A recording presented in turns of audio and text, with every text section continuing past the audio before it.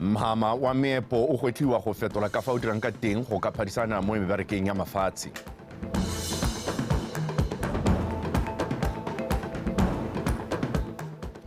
Go simolodisiwa ga dithuto tsa ditiro tsa diatla mo dikolong tse dikgolwane go solofelwa go tokafatsa maduo.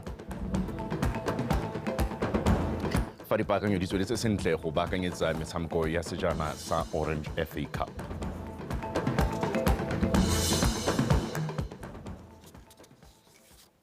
Ke go dumedisa motho wetso ke go amogela nna ke video Original Richardson. Dikgwetlho tsa mhama wa meepo le ditswammung di tswelela ka go fetoga mme jalo go le botlhokwa gore lefatshe leno le tswelele ka go tlhomamisa gore le nna mo maemong a go phadisana le go dirisa sebaka sa dikgoro tsotlhe tse di tlang ka mhama o. Se se builwe ke tona wa ditswammung le kgotetso Rre Lefoko Moagi kwa phuthegong ya ntlha ya bana le seabe ba mhama wa meepo le ditswammung mo Gaborone ke letleletse Somoleka ka pego. Dipego di supa fa lefatshe la Botswana e le lengwe la a humileng thata ditswammung mme jaanong mhama o lebanywe ke dikgwetlho di se kana ka sepe tse di tlhokang tshwaragano ya bana le seabe go ya pele. Ka ngwaga wa 2016 moepo wa kopore wa BCL o ne wa tswalwa e le ka ntlha ya kolotlase ya ditlhotlhwa tsa kopore mme se se diragalela le meepo e mengwe mo gae le kwa mafatsheng a mangwe. Mo nakong ya gompieno go kaiwa gona le letlhoko le le kwa godimo la kopore selo se se tlisang diphetogo tse di molemo mo mohameng o. To keep the energy transition going, go fetogela kwa methaleng e mešwa e fokotsang kgotetso ya loapi go tlhoka tiriso ya kopore e ntsi maranyane a letsatsi a dirisiwang mo dipolaseng le one a tlhoka kopore e se mo fela kole ya motlakase e lefatshe leno le ikaelelang go rotloetsa tiriso ya yone e ya go tlhoka kopore fela jaaka lokwane. This is a reminder of just how critical copper has become.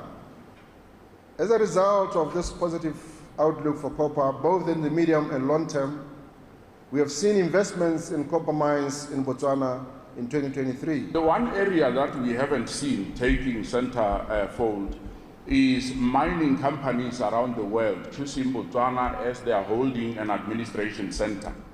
Re santse re lebeletse go bona dikhamphani tsa mafatshe a mangwe tsa mohama wa ditswammung di re tshepa go ka thusa ka ditsamaiso tse di kgatlhisang ka jaana re le lefatshe re na le melao le ditsamaiso tse di maleba re na le bokgoni jwa go nna sekao le mo mehameng e tshwana le ya madi. Administration structures that support the group as it operates across multiple countries.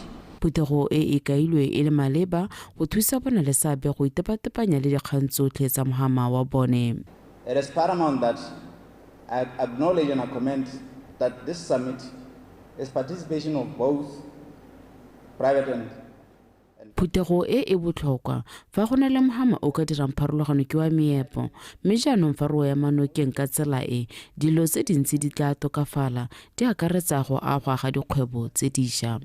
My ministry focuses on several key areas, including but not limited to enterprise development, citizen economic empowerment, value chain development, identifying new sectors, and of course creating jobs.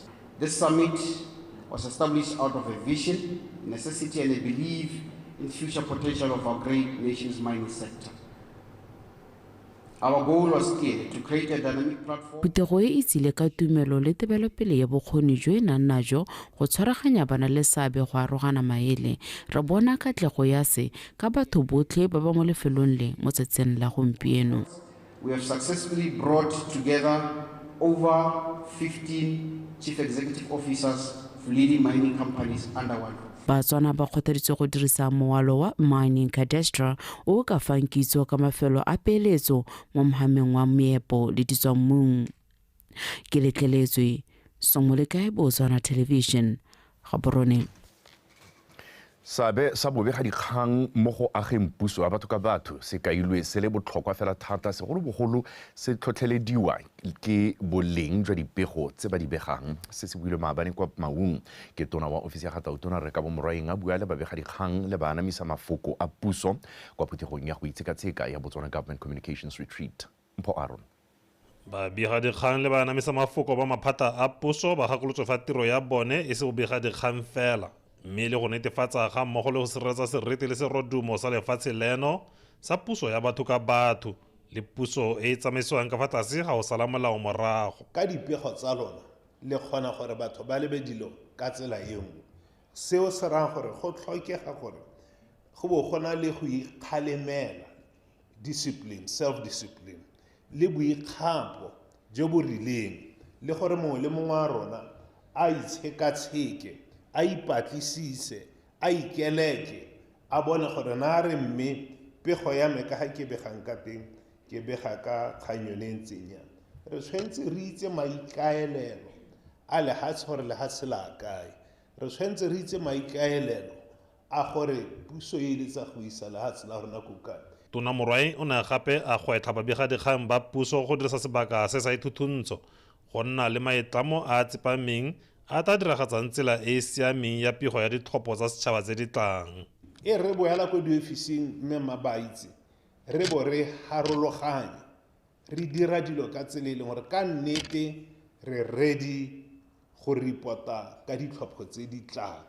Re reporta ka tsela e leng gore lehatshe la Botswana ke lone le tlang pele, tšhaba ya rona ke yone e tlang pele, demokrasi ya rona, puso ya batho ka batho ke yone e tlang pele.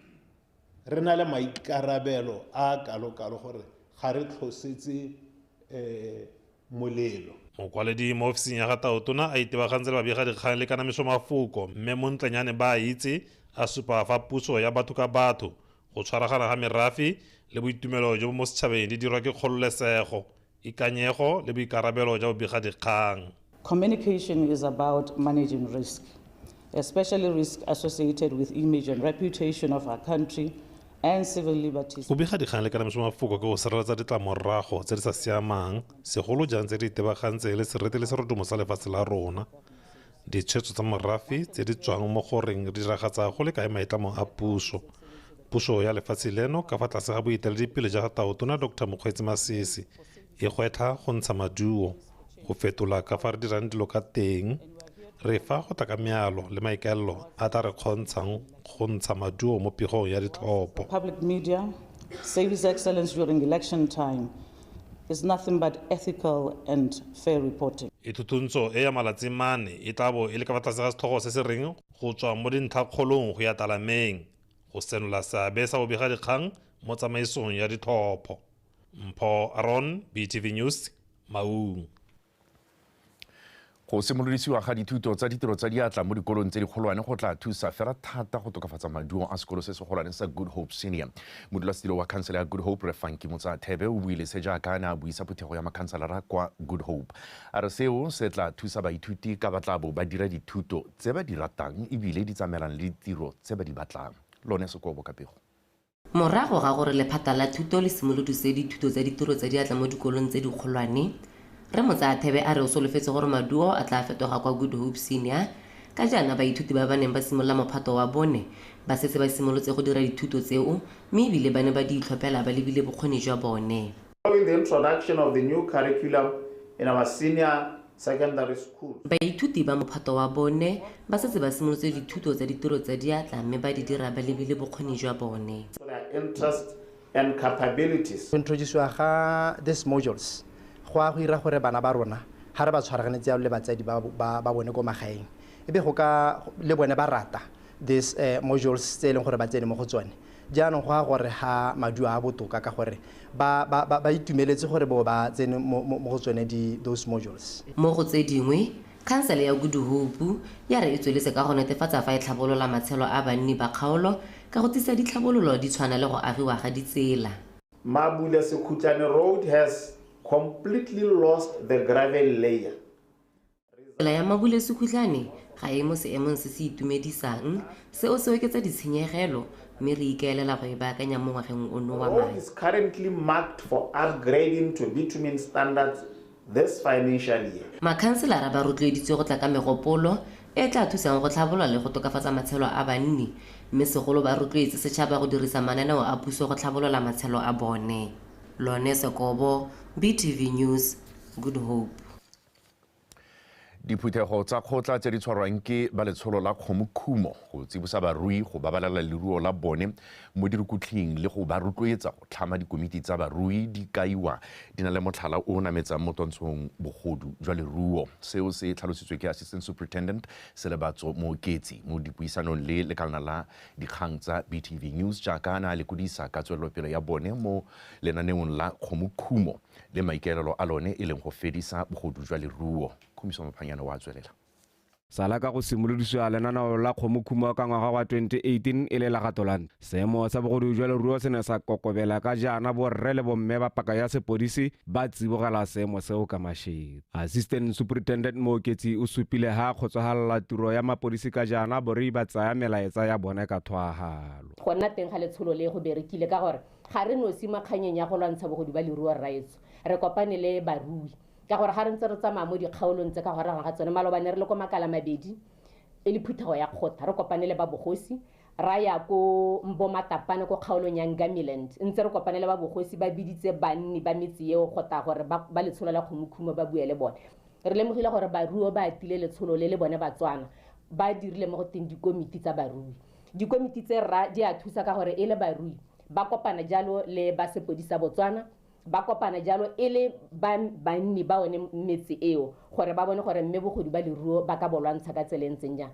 mme ko totsa sebaka se ke leboge Batswana ke leboge barui le bone ba bogosi ka gore ba bogosi raetso ba re emeno ke nthata ga go ta mo goreng re lwantshe burukhuthela ka kakaretso ka gore diphuthego tse re di tshwarang tse re le ba letsholo la kgomokhumo go ralala ha seleno ba bogosi bao ba ntse ba re emeno ke kana re tshwantse gore re itse gore go na le mananeo a puso e a dirileng mananeo a tshwana le bo thuo le toto yana thuo le toto e ra lone leruo le leng gore re ikemiseditse re le sepodisa Botswana gore re le sireletse. Assistant Superintendent Mooketsi o kaile ha bone e le ba sepodisi ba sena ngongora epe ka ha setšhaba se ba emenokeng ka teng mo ntweng e ba e buloditseng. Bagetso a tswelelang le tshwaragane le sepodisi se gore re kgone re lwantshe borukhuthi kana mo totegi tautona o kile a bua a re chentsheng o ra gone gore a re chentsheng re hetoleng ka ha re dirang dilo ka teng ha ile gore o morui hetola ka ha o ntse o dira dilo ka teng gore leruo la gago le ska la togala go tswa ka phatha tsa menwana le mmele bone ba ileng gore ba ke ba dira melato ra re ba gaetso a re chentsheng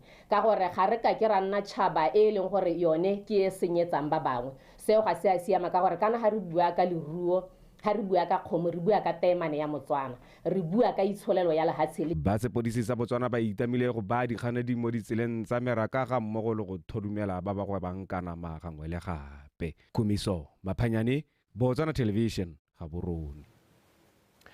Banni ba gantsi ba gakolotswe go tswa ka megopolo ya mananeo a ditlhabololo a ka ba tlhamelang ditiro le go godisa itsholelo.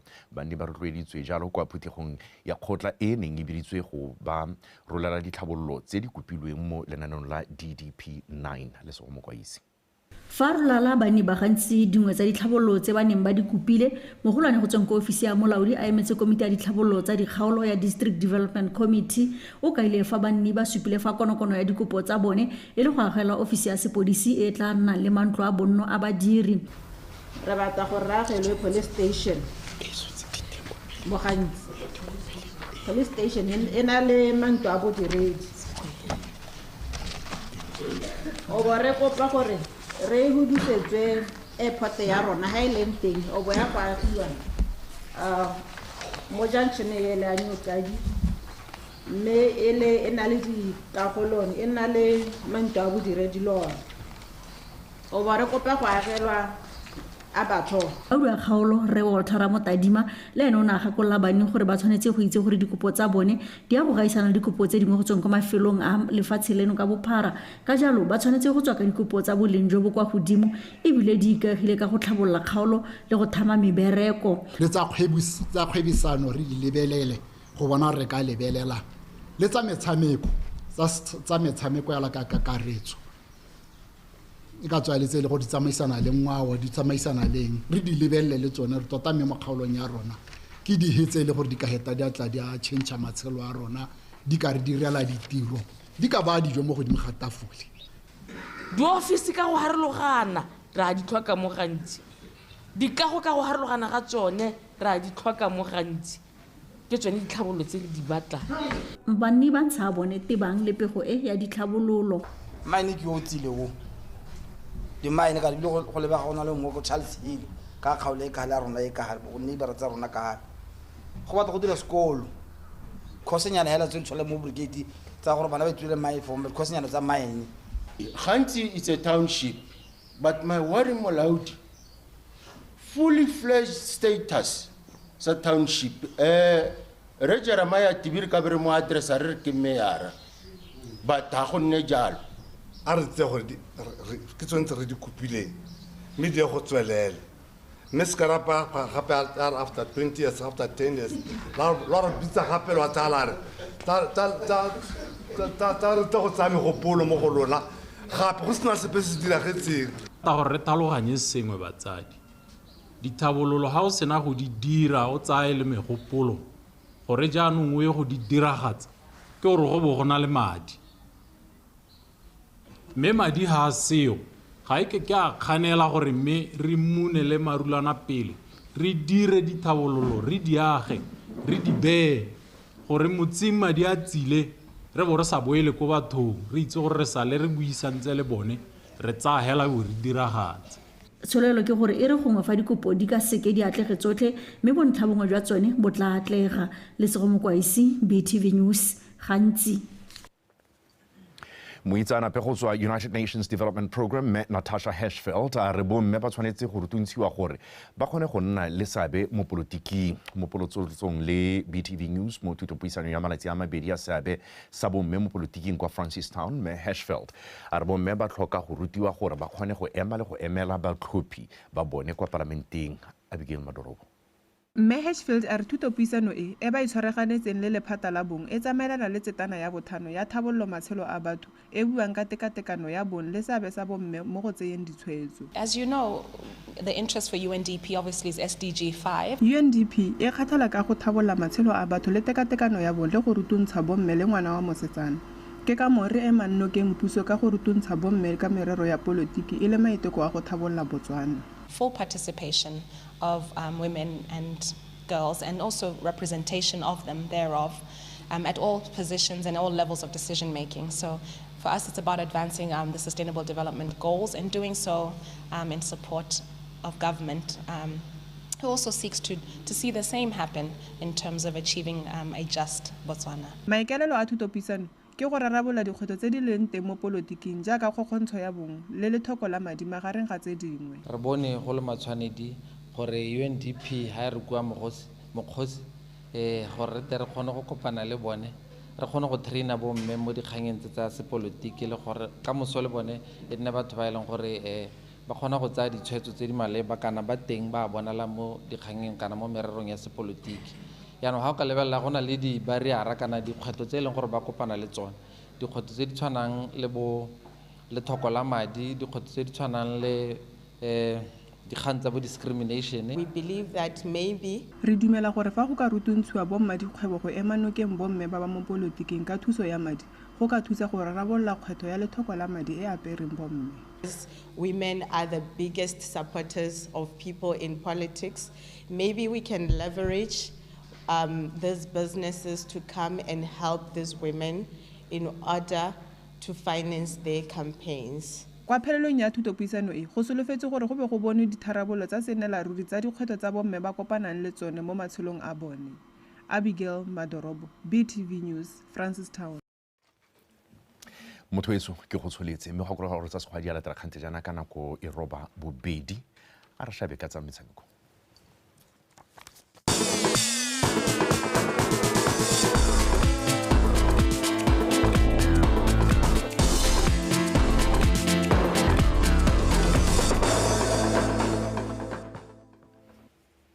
Motho madume tumampatane ka dikgang tsa metshameko mme tsone tsa re molamisa mafoko wa lekgotla la Botswana Table Tennis Association Tshegofatso Malepa a re go tlhatlosediwa ko maemong a ntlha kgotsa Tier 1 a lekalana le abelang makgotla a metshameko madi la Botswana National Sports Commission Resource Allocation mo ngwageng wa kabo madi wa 2024-2025 ke katlego e kgolo thata ka ya go ba thusa go kgona dilo di le dintsi a bampiete o rulagantse pego.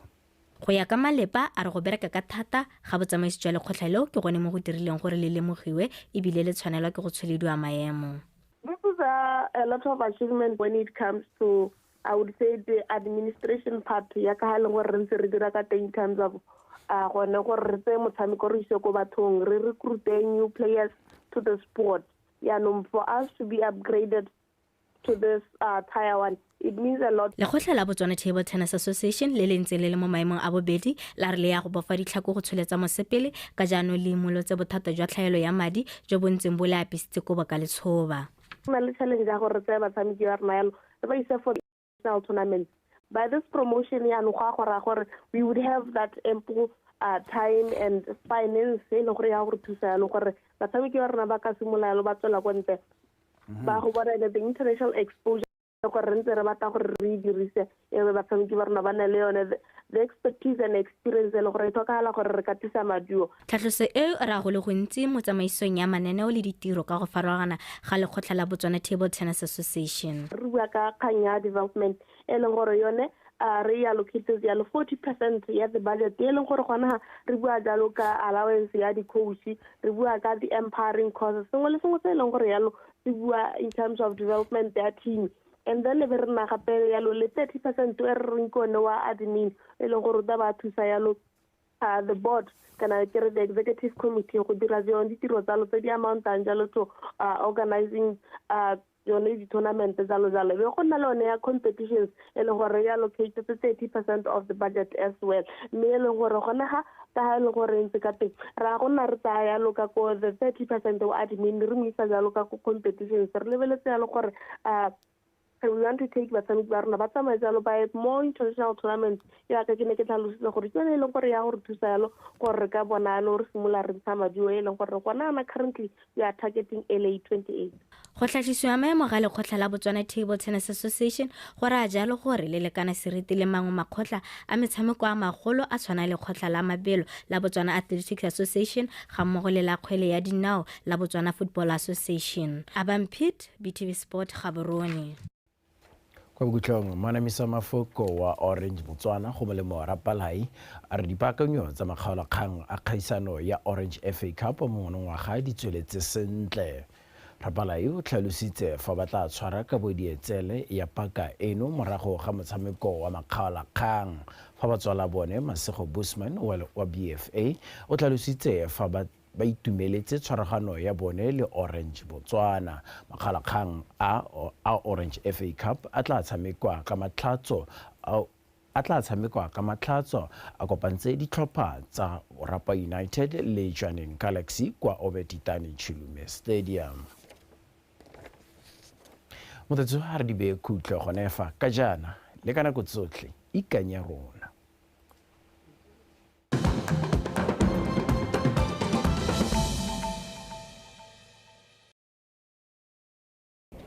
Each year, we observe and remember our own people who have passed due to AIDS. By 2008, we were desperate in saving lives of our people living with HIV and AIDS. As we commemorate the day today, we are proud of our collective efforts to improve the lives of people living with AIDS and those affected by AIDS. The theme of this year's memorial, Together we remember, together we heal, through love and solidarity, befits our mission as we embark to end AIDS by 2030. Together we stand as one, fostering compassion and resilience in the face of adversity, and championing love and solidarity for the future, where every person living with HIV enjoys their right to be healthy and a dignified life, free of stigma and discrimination. We also take this opportunity to honor our people and friends who have dedicated their lives to improve the quality of life of people living with HIV and those affected by the pandemic. This year, we focus on the impacts of stigma, in particular, self-stigma on people living with HIV. It is the time to reflect, inspire change, and to enable people living with HIV to live freely without stigma and discrimination. It is a time to show our collective solidarity and compassion, love and care. By doing so, we support people living with HIV to heal. We empower them to define a better life and to see ourselves as one and not separated by the condition of being HIV positive. People living with HIV and their families often face significant challenges associated with persistent stigma and discrimination. These lead to feelings of shame, inferiority, hopelessness, and a lack of self-esteem. People living with HIV feel isolated and have suicidal tendencies that prevent individuals from seeking care and support in a timely manner. Global Stigma Index report has highlighted that 84.8